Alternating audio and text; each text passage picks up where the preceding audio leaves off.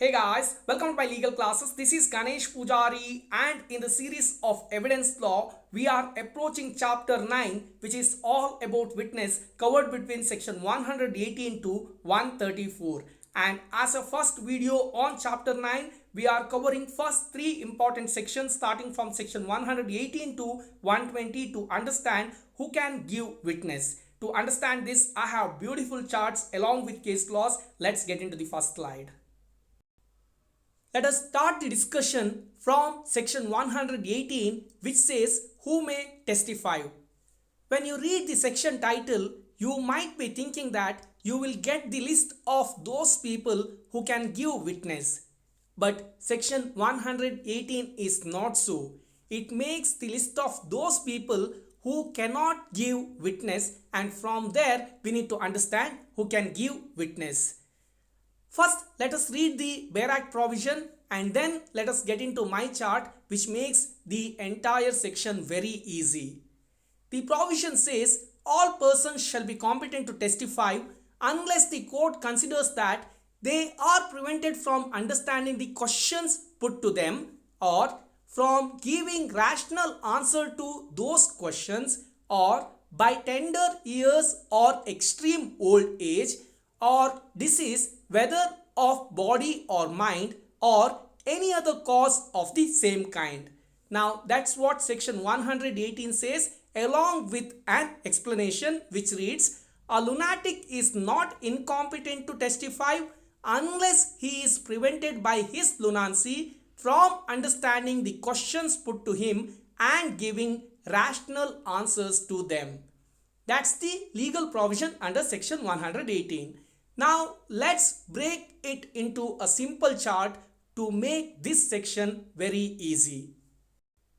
My chart starts with a declaration that all can testify, and I have got this declaration from the first line of section 118, which reads all persons shall be competent to testify. That means all can testify or all can give witness.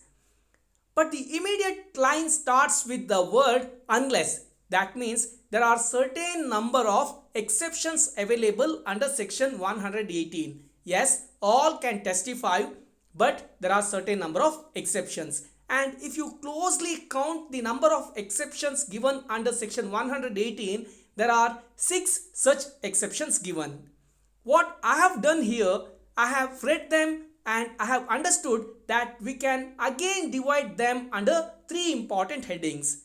The first 2 can be brought under the heading of communication, the second 2 can be brought under the heading of age, and the last 2 can be brought under the heading of health.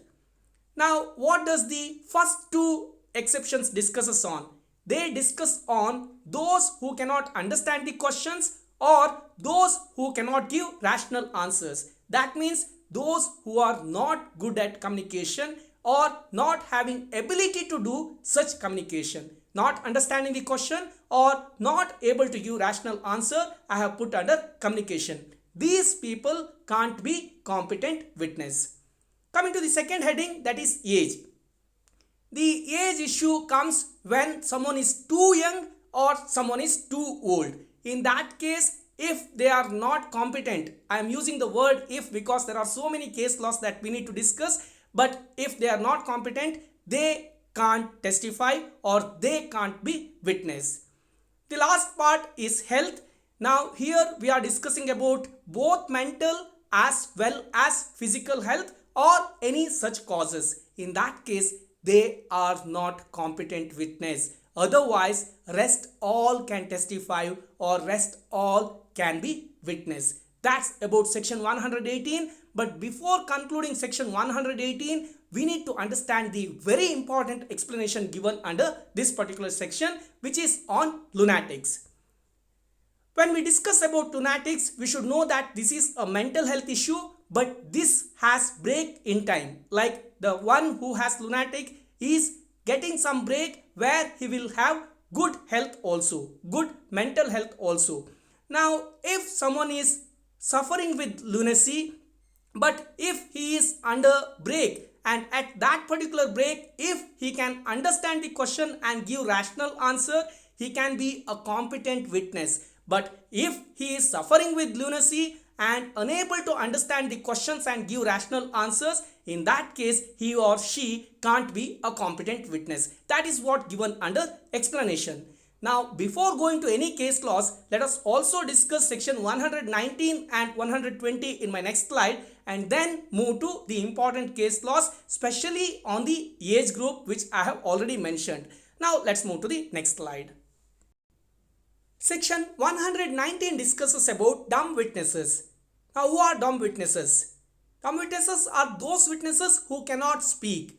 And the section reads, a witness who is unable to speak may give his evidence in any other manner in which he can make it intelligible, as by writing or by signs, but such writing must be written and the signs made in open court, and the evidences so given shall be deemed to be oral evidence. That is what section 119 reads. It is very easy section, but let us make it further easy with the help of my chart. As I said, dumb witnesses are those witnesses who cannot speak. We hear this term usually, that is dumb and deaf. What does that means? Dumb means the one who cannot speak. Deaf means the one who cannot hear. Dumb and deaf means he can neither speak nor hear. Now, if there is a dumb witness in front of the court, can he give witness? Yes, he can give witness as under section 119, but such witnesses or evidences need to be given in the form of writing or by signs, and even if it is writing or by signs, such needs to be done in the open court itself. You might be thinking that why in open court? Remember, evidence is one of the very crucial aspects in any case, and evidences or the witnesses are very sensitive. And while taking evidence, the court need to ensure that everything is taken care. When you are taking evidence from dumb witness, if it is in written form, the court needs to ensure that the right questions are asked and the right answers were taken, and that is what exactly taken in the form of writing. Or if it is in the form of signs, the court need to ensure that the right questions were asked with the help of right signs, and the signs made by dumb witness was also understood correctly and interpreted. All of these are very sensitive, and to ensure that all of these were taken care, the same will happen in the open court only. And when such witnesses or evidences are taken by dumb witnesses, though if it is in written form or by signs, all of them will be considered as oral evidence. That's all about section 119, and we have interesting case laws in my future slides on dumb and deaf witnesses. Section 120 discusses about the witnesses by husband and wife. The title reads, parties to civil suit and their wives or husbands, and husband or wife or person under criminal trial. Now the section reads, in all civil proceedings, the parties to the suit and the husband or wife of any party to the suit shall be competent witnesses, and in criminal proceedings against any person, the husband or wife of such person respectively shall be a competent witness. I have brought the same under my simple chart, where I have both civil suit as well as criminal trial covered, and the witness given by husband or wife on behalf of their respective spouse is considered as competent. And here, when you read the criminal trial part, it very clearly says husband or wife of such person against any person. Now it is not against each other. Can there be any witness against each other? That we need to understand under section 122, which I am going to discuss in detail. But for now, remember that it is not against each other, it is against any other person. That is very important aspect we need to remember. With that, I am moving to the case laws. The first case law that we are discussing here is Rameshwar versus the state of Rajasthan. The question here is, can an 8-year-old girl who cannot even understanding the meaning of oath can be a witness or not? Now what happened here? An 8-year-old girl got raped by one Mr. Rameshwar, and after the rape she came back to home to explain the incident to her mother, but unfortunately her mother had gone to work and she came back only after 4 hours, and once the mother came back the girl explained the incident to her mother. Now here in this case both High Court as well as Supreme Court convicted the accused, that is Rameshwar, though she couldn't understand what is an oath. Court analyzed that does she understand the importance of saying truth, and it got convinced that the girl had understood the importance of saying truth, and then they considered her witness as competent witness and Rameshwar got convicted. That is about Rameshwar versus the state of Rajasthan. Here in this slide I have lot of case laws, and I am not getting into explanation of any individual case laws here, but want to give one very important message from this slide. When a child is in front of the court as a witness, the court will always have one question, that is whether the child is giving witness independently or the child is being tutored. If the court feels that the child is tutored, in that case the child witness will not be considered by the court, otherwise the court will consider. Now that is been discussed under many case laws, and here I have given few important case laws for your reference. The next important question is, how reliable is the witness by a relative or friend? And for that I have two important case laws, that is Narasingh Chalan versus state and Sawai Ram versus state of Rajasthan. The first one is very interesting, that is Narasingh Chalan versus state. What happened here? There was one Mr. A who is the accused of the murder of Mr. X. B is the witness in this case who says A has not committed the murder, but it was M who has committed the murder.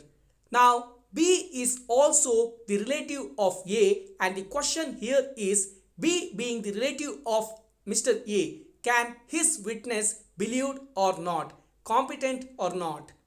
And the court held that in such scenario the normal human behavior would be to expose the real culprits and not to shield such criminals. And it also said that nobody would like to rope an innocent persons for such crimes. That is what held here, and the witness by B was considered.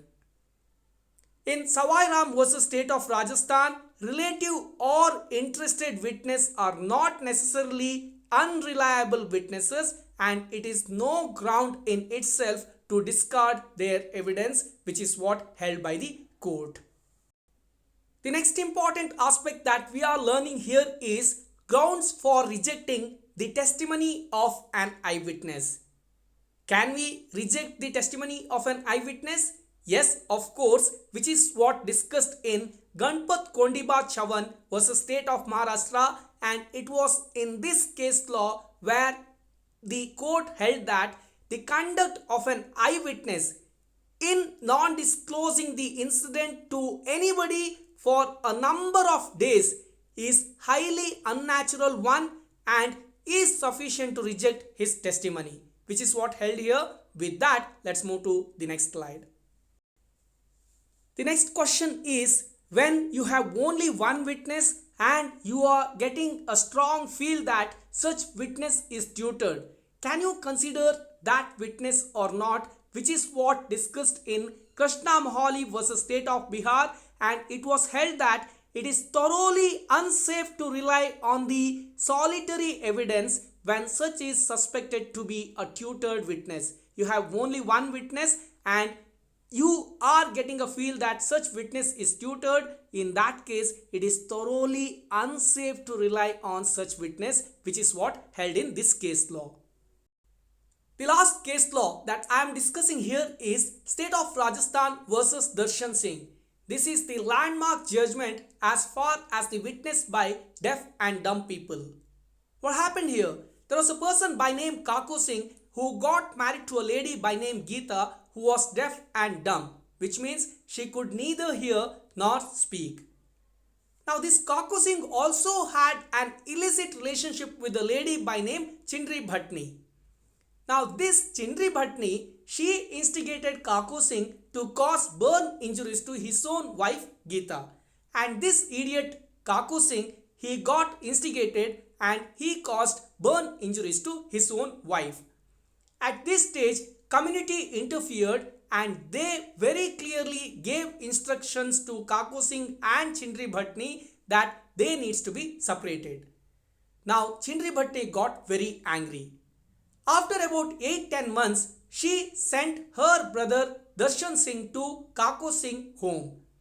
And Darshan Singh somehow managed to give a sleeping tablet to Kaku Singh, and after eating the sleeping tablet, Kaku Singh slept.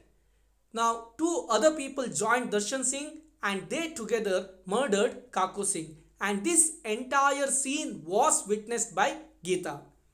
Now she came to court and gave witness, and the question here was whether the witness gave by Geeta, who is deaf and dumb, is it valid or not. And the court here held that the witness given by deaf and dumb by sign language is also a competent witness. I would like to read out the last part of that judgment, which goes, to sum up, a deaf and dumb person is a competent witness if, in the opinion of the court, oath can be administered to him or her, it should be so done. Such a witness, if able to read and write, it is desirable to record his statement, giving him question in writing and seeking answers in writing. In case the witness is not able to read and write, his statement can be recorded in sign language with the aid of interpreter if found necessary. In case the interpreter is provided, he should be a person of the same surrounding but should not have any interest in the case, and he should be administered oath, which is a beautiful conclusion for this particular case law, and that brings end to our discussion also. That's all for this session, and before concluding, always remember that we need to stay with our friends when they really need us. That is why it is said, a friend in need is a friend indeed. With that, I am concluding. Thank you so much for subscribing my channel. Please like, share and comment my videos. All the very best for whatsoever purpose you are referring my channel, and thanks again.